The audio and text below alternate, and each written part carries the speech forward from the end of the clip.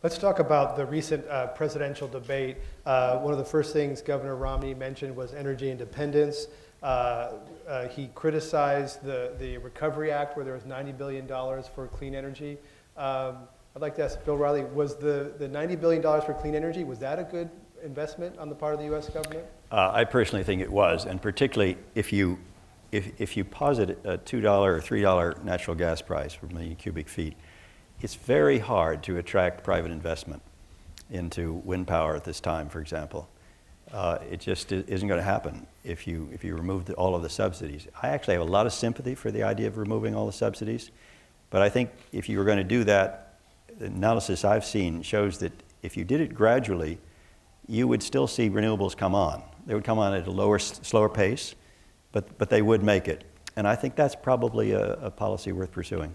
So the president during the debate talked about ending $4 billion in subsidy to big oil. That's something you would support? Sure.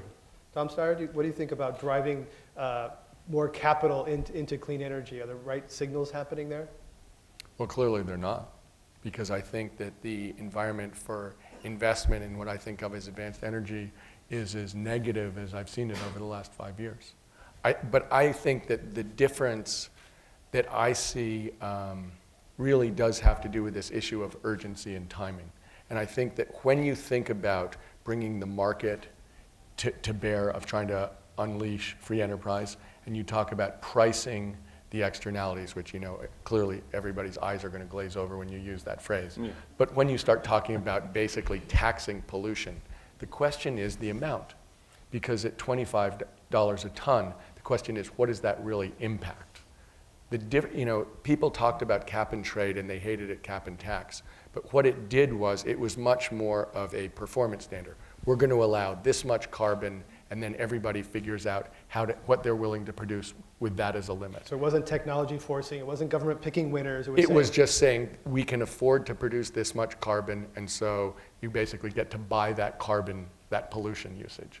So actually what I see is, if we're going to price carbon, the question is, are we going to price it at a level where it will affect behavior enough so that we actually really change what we're doing? Because my strong belief is that we need to change much faster and in a much more, urgent way than anybody is thinking about right now. How do you do that without triggering a national or global recession? Well, obviously, everybody knows that big rises in oil prices and gasoline prices have been associated with the vast majority of recession since World War II. And that's really why people worry so much about energy, because it's, when energy prices spike, then the economy tanks and politicians lose their jobs. So that's what they're worried about. What I've been saying all along is, if we invest in the new technologies, that'll be tons of jobs. It will be actually really strong for our economy. We taxpayers?